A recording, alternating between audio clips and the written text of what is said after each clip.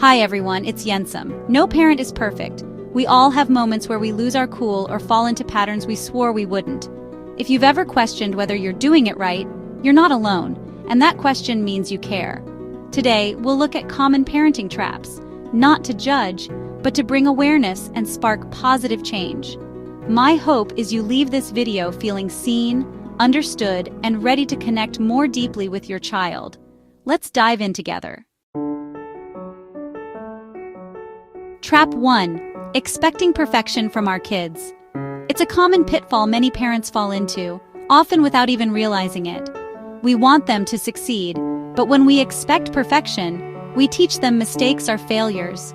This can create a high-pressure environment that stifles their natural curiosity and willingness to take risks. Spilled milk or forgotten homework aren't flaws, they're learning moments. These small mishaps are opportunities for growth and development. When we react with frustration, kids start to believe they're only lovable when perfect. This can damage their self-esteem and make them fear making mistakes. This can lead to anxiety and a fear of trying new things. They might avoid challenges altogether, missing out on valuable experiences. Instead, let's reframe mistakes as opportunities to connect and teach. Use these moments to build trust and understanding. Oops, milk spills, let's clean it up together. That's how we show love isn't conditional. It's a chance to demonstrate patience and compassion. The goal isn't a child who never errs, but one who knows mistakes are normal and survivable. This builds resilience and confidence. When we let go of perfection, we make space for our kids to be real, resilient, and confident. They learn to embrace challenges and grow from them. Remember, connection matters more than perfection. Building a strong, loving relationship is the foundation for their future success. We're raising good inside humans, not perfect robots. Our goal is to nurture their inner goodness and help them become well-rounded individuals. Let them know they're good inside, even when things get messy. Celebrate their efforts and progress, not just their achievements. Trap 2. The comparison trap. Social media and playground talk make it easy to worry our child is behind. But every child develops at their own pace. There's no single timeline for milestones. When we compare, we miss the unique strengths our child already has. Kids sense our anxiety, which can make them feel pressured or less than. Notice when you're comparing, then shift focus to what makes your child special right now. Celebrate their progress, however small. Your child doesn't need to be like anyone else. They just need you to be their biggest fan. Curiosity and appreciation beat comparison every time. Trap 3. Overscheduling. We sign kids up for everything, hoping to enrich their lives, but too many activities can leave them stressed and exhausted. Unstructured free play and downtime are essential for creativity and emotional growth. Boredom isn't bad, it's where imagination and problem-solving bloom. Without downtime, kids can't process what they've learned or recharge. Protect white space in your family's schedule. Ask your child what they truly enjoy and let their interests guide you. Sometimes less really is more. The most enriching thing you can offer is your relaxed, present self. Downtime isn't deprivation, it's a gift. Trap 4. Inconsistent boundaries. We all bend the rules sometimes, but unpredictable limits make kids feel unsafe and anxious. Boundaries aren't about control, they're the guardrails that help kids feel secure. When rules change day to day, kids test more, searching for solid ground. Holding a boundary with kindness is one of the most loving things we can do. Validate their feelings, but stay firm. I know it's hard to turn off the TV, but it's time for dinner. Consistency builds resilience and trust. Choose a few important boundaries and stick to them. If you slip up, reset and model accountability. That was confusing. Tomorrow I'll stick to our rule. Consistency isn't about perfection, it's about reliability. That's what helps kids feel safe. Trap 5. Trying to fix instead of truly listening. This is a common pitfall for many parents, and it often happens without us even realizing it. When kids share their problems, our first instinct is to jump in with solutions or advice. We want to help, to make things better right away. But what children really need in these moments is to feel heard and understood, not fixed. Jumping to fix sends the message that their feelings are uncomfortable, inconvenient, or even unimportant. It can make them feel dismissed, even if we mean well. True listening means putting down distractions, making eye contact, and getting genuinely curious about what your child is experiencing.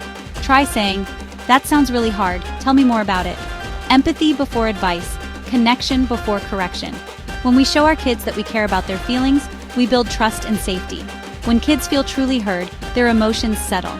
They feel calmer, more secure, and often become more capable of solving their own problems. After listening, gently ask, "What do you think you might want to do?" Or, "Would you like some ideas, or do you just want me to listen right now?" This gives them ownership over the conversation. This approach builds your child's confidence and strengthens their problem-solving skills over time. Next time your child comes to you, try reflecting what you hear. "You felt left out when Sophie played with someone else." This simple act can be incredibly validating. See what happens when you just listen, without rushing to fix or change anything. Sometimes, silence and presence are the greatest gifts. You might be amazed at the healing and connection that follows when your child feels truly heard and accepted. Sometimes, being heard is all they need, and it's often the most powerful thing we can offer as parents. Trap 6. Neglecting self-care. It's a pattern so many parents fall into, often without even realizing it. We pour into everyone else and leave our own cup empty, believing selflessness is a virtue. We convince ourselves that putting our needs last is what makes us good parents. But over time, this only leads to exhaustion and resentment. But you can't pour from an empty cup. When you're depleted, patience and empathy vanish. The smallest challenges feel overwhelming, and it's hard to be present for your family. Self-care isn't selfish. It's essential for being the parent you want to be. Taking time for yourself is an act of love, not just for you, but for your children too. When you care for yourself, you model healthy habits for your kids. You show them that it's okay to set boundaries and prioritize well-being. Self-care doesn't require a spa day, just small, regular moments to recharge. Even a few minutes can make a difference. Listen to a favorite song, let yourself move to the music, or simply enjoy a quiet moment. Take a few deep breaths and notice how your body feels. These tiny pauses can reset your mood and energy, or trade off with your partner for a break. Teamwork makes self-care possible, even on the busiest days. These aren't breaks from parenting, they're part of it. They help you show up as your best self. Shift from "I don't have time" to "I will make time." Prioritizing yourself is a choice you can make, even in small ways. Start small. Drink a glass of water, stretch, or simply pause to notice your breath. Or step outside for a minute. Every drop counts, and every moment you give yourself matters. Filling your cup is the foundation for everything else. You and your kids deserve a parent who feels whole, cared for, and present. As we wrap up, let go of guilt or shame. These traps are universal, not signs of failure. You don't have to be perfect, just real and willing to grow. Parenting is a marathon, not a sprint. Keep showing up, stay curious, and choose connection. Repair after mistakes, say "I'm sorry," and try again. Thank you for being here. Share what resonated with you in the comments, and don't forget to like and subscribe. Be kind to yourself. You're doing the most important work in the world.